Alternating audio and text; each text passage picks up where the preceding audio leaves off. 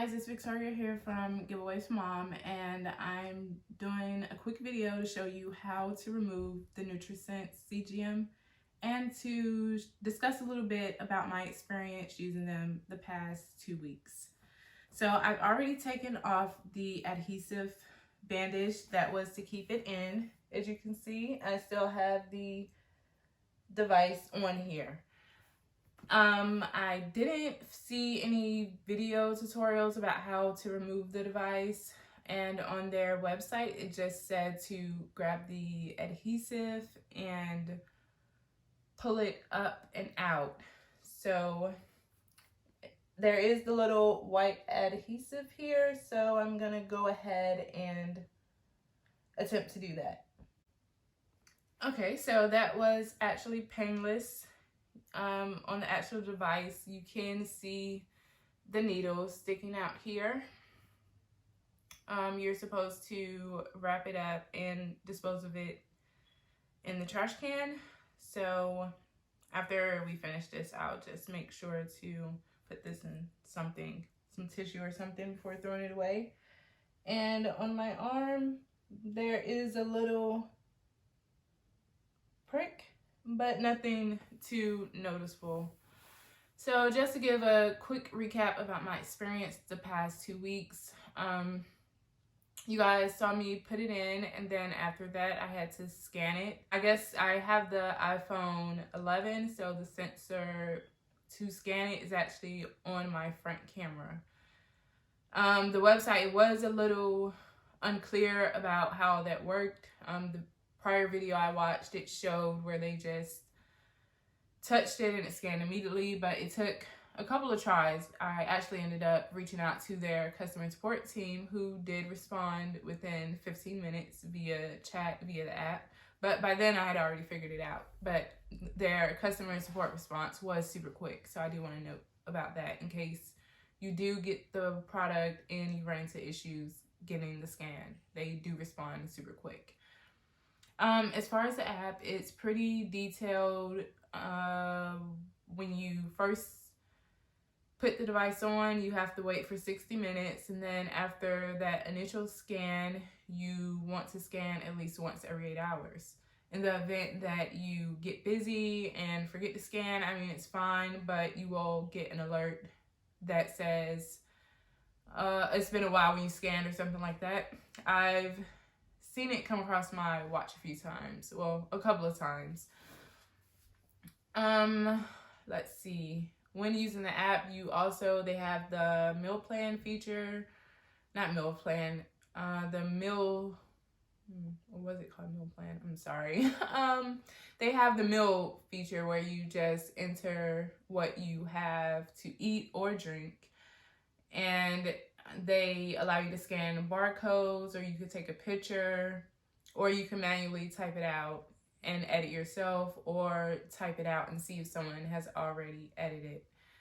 I did try a couple of ways of doing it. I scanned barcodes, which a lot of the items that I have, they were able to pull. A few they weren't, but then someone else had already edited, and it was one item that I did have to add manually myself, but it wasn't a big deal. I think it was some peanuts or something, so it wasn't too much trouble. The photo feature where you take a photo of your plate, I would say that's about 50-50 with accuracy. Sometimes it was able to accurately identify the items that I had on my plate, and other times it wasn't. But all in all, again, that wasn't a big deal for me. As far as the dietitians, that was a pretty good experience as well. My dietitian, she reached out within 24 hours of me doing my first scan, and she checked in about 3 days later, and I did reach out to her a few times, and she responded within the same day in just a couple of hours. So like their customer support, the dietitians, they are also very responsive. Regarding my personal results and everything, the only bad thing that caused my glucose to go really high was my almost daily energy drink. Other than that, my diet and everything, I guess, was pretty good. I was getting 9s and 10s, but the energy drink, it could put me on the scale as low as a 3 or a 4. So that definitely isn't ideal.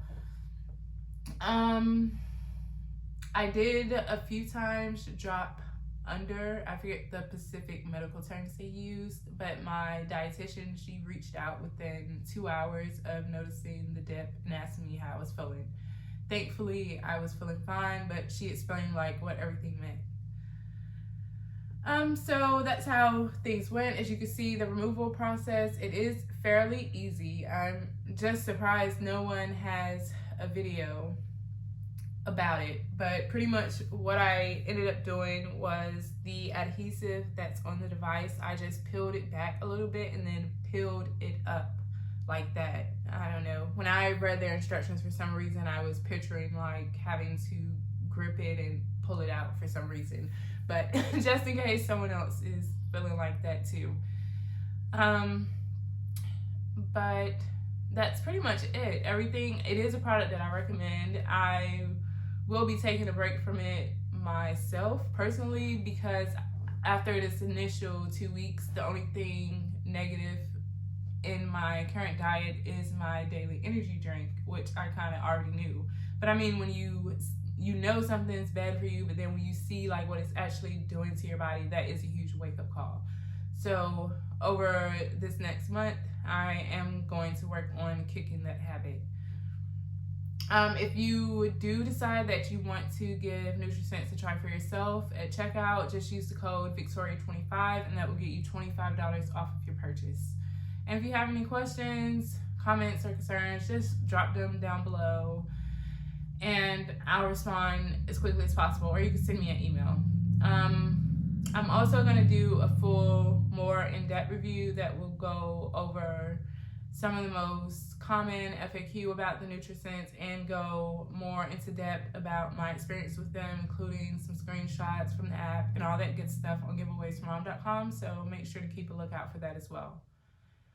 Again, Victoria here from Giveaways Mom. I hope you enjoyed this video and it answered your questions about removing the Nutrisense device, or even letting you know what to expect if you're someone who is on the edge about whether or not this is something for you.